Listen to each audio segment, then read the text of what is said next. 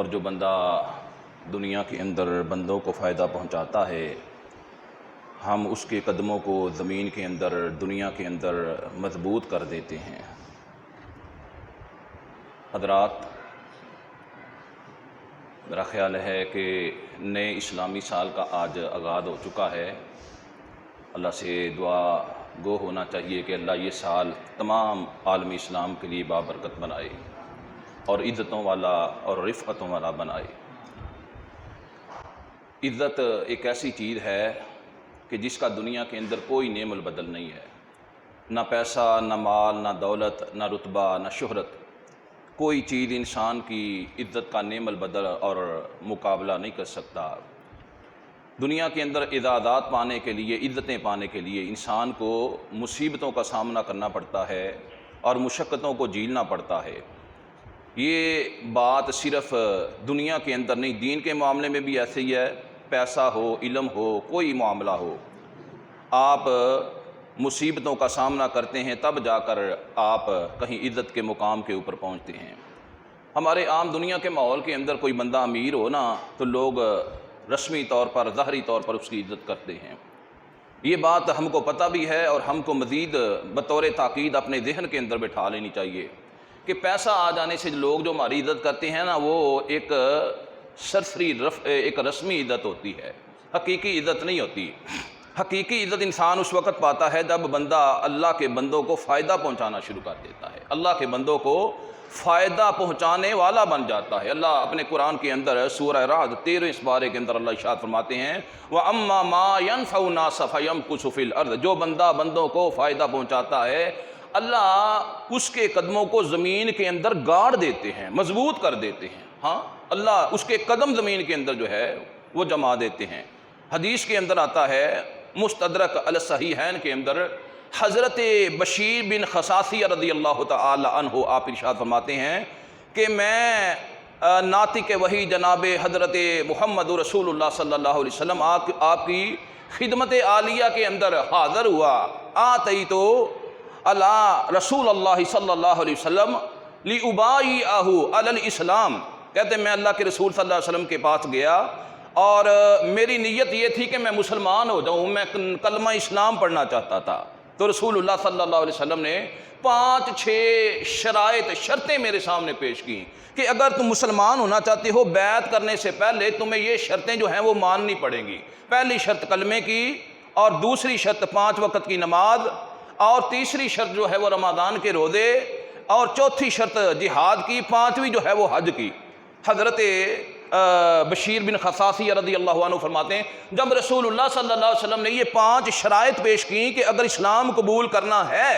تو ان 5 شرائط کے اوپر تم کو عمل پیرا ہونا پڑے گا، تو آپ فرماتے ہیں کہ میں نے کہا اللہ کے رسول باقی 3 چیزیں تو ٹھیک ہیں، لیکن یہ جو بات ہے نا زکوٰۃ ادا کرنے کی، میرے پاس ٹوٹل 9-10 اونٹ ہیں، وہ بھی میری خوراک کے لیے اور سواری کے لیے ہم نے اپنے اہل خانہ کے لیے رکھے ہوئے ہیں، ضرورت کے لیے ہیں، تو زکوٰۃ میں ادا نہیں کر سکتا۔ اور دوسرے نمبر کے اوپر یہ جو آپ جہاد کہتے ہیں نا، میں نے سنا ہے اپنے مسلمان دوستوں سے کہ جو بندہ میدان جہاد کے اندر پیٹھ پھیر کر بزدلی دکھا کے بھاگ جائے تو اس کے اوپر اللہ کا غضب نازل ہوتا ہے، اس کے اوپر اللہ کا قہر نازل ہوتا ہے، کیونکہ یہ گناہ کبیرہ ہے۔ تو اے اللہ کے رسول، مجھے اس چیز سے بڑا ڈر لگتا ہے، خدشہ محسوس ہوتا ہے کہ میں جہاد کرنے کے لیے جاؤں اور میں موت کو ناپسند کروں اور ڈرتے ہوئے میں میدان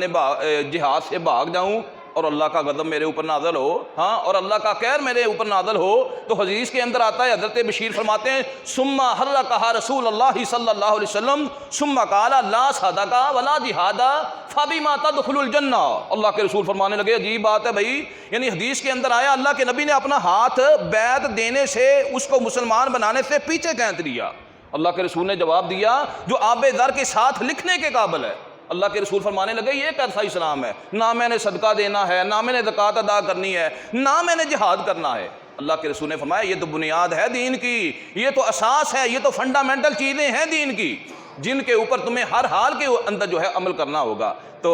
حضرت بشیر فرماتے ہیں میں نے کہا اللہ کے رسول اپنا ہاتھ آگے بڑھائیے، میں نے بیعت کر لی، بیعت کی اس چیز کے اوپر میں زکوٰۃ ادا کروں گا اور صدقات و خیرات ادا کروں گا اور اللہ کے بندوں کو فائدہ پہنچاؤں گا۔ معلوم کیا ہوتا ہے کہ کہ جو بندہ یہ چاہتا ہے کہ قیامت کے دن مجھ کو جنت کا داخلہ عطا ہو جائے لیکن وہ اللہ کے بندوں کو فائدہ نہیں پہنچانا چاہتا تو جنت کے اندر بلند ترین مقام پانا تو بڑے دور کی بات ہے، جنت کا داخلہ ہی اس بندے کا مشکوک ہو جاتا ہے۔ ہاں قرآن پاک کے اندر اللہ تعالیٰ کی ذات نے کئی مناظر ایسے پیش کیے ہیں۔ ہاں اللہ تعالیٰ کی ذات نے قرآن پاک کے اندر سورہ مدثر کے اندر اللہ فرماتے ہیں کہ جب جہنمی جہنم کے اندر چلے جائیں گے، کچھ جنتیوں کی نظر پڑے گی ان کے اوپر، وہ ان سے سوال کریں گے اور پوچھیں گے ما سلککم فی سقر، او بھائی آپ واقف کار جاننے والے دوست احباب، او بھائی آپ جہنم کے اندر کیسے آگے؟ کہیں گے لم نکو من المصلین ولم نکو نطعم المسکین، ہم جو ہے نماز ادا نہیں کرتے تھے اور مسکینوں کو اور حقداروں کو ہم کھانا نہیں کھلاتے تھے، بندوں کو فائدہ نہیں پہنچاتے تھے، اللہ کے دیے ہوئے مال کے اندر سے اللہ کے راستے کے اندر خرچ نہیں کرتے تھے، تو اس وجہ سے آج ہمارا یہ انجام ہوا ہے کہ ہم کو اللہ کی ذات نے پکڑ کر جہنم کے اندر پھینک دیا ہے۔ تو میرے بھائیو یہ ایک بہت بڑا وصف ہے جو مسلمان کے اندر اللہ اور اس کے رسول صلی اللہ علیہ وسلم دیکھنا چاہتے ہیں۔ ہر مسلمان جو ہے وہ دوسرے مسلمان کے لیے فائدہ دینے والا،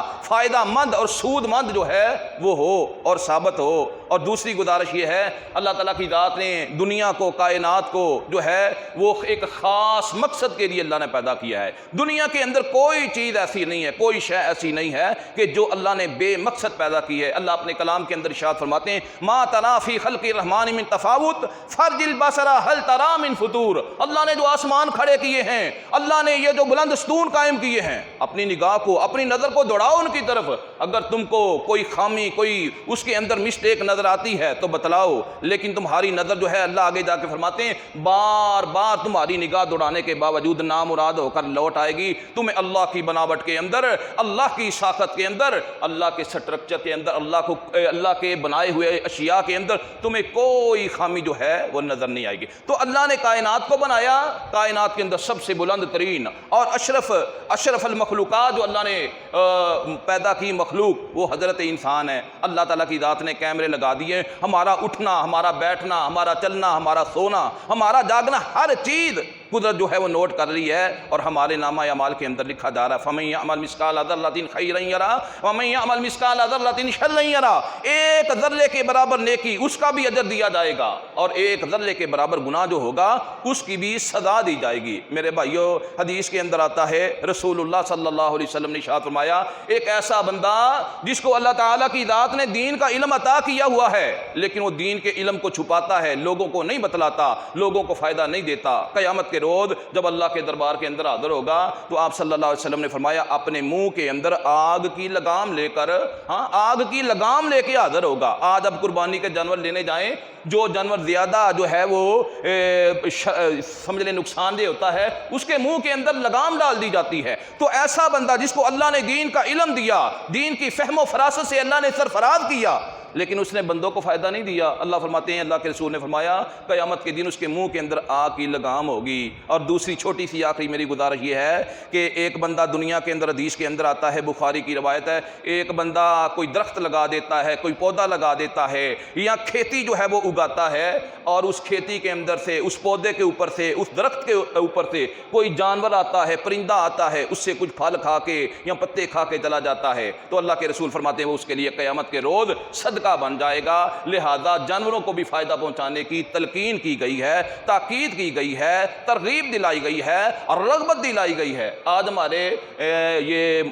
پاکستان میں کیا ہوتا ہے کہ اگر کسی بندے کا باغ ہے پھل کا، اس کے اندر پرندے زیادہ آتے ہیں تو وہ ان کو بھگانے کے لیے پٹاخے چھوڑے گا یا فائر کرے گا یا کوئی اور طریقہ استعمال کرے گا۔ لوگوں کو دین کا شعور نہیں ہے، دین کے بارے میں جانکاری نہیں ہے اور بعض اوقات ایسا ہوتا ہے کہ اگر کسی کے کھیت کے اندر کسی دوسرے کا جانور گھس آیا، لڑائی شروع ہو جاتی ہے اور قتل تک جو ہے وہ نوبت پہنچ جاتی ہے۔ کسی بندے کو یہ پتہ ہی نہیں ہے کہ اگر کسی جانور نے یا کسی پرندے نے میرے کھیت کے اندر سے، میرے باغ کے اندر سے، میرے گلستان کے اندر سے، میرے چمنستان کے اندر سے ایک پتا بھی کھا لیا، ایک پھل کا ٹکڑا بھی کھا لیا، میرے لیے صدقہ بن جائے گا۔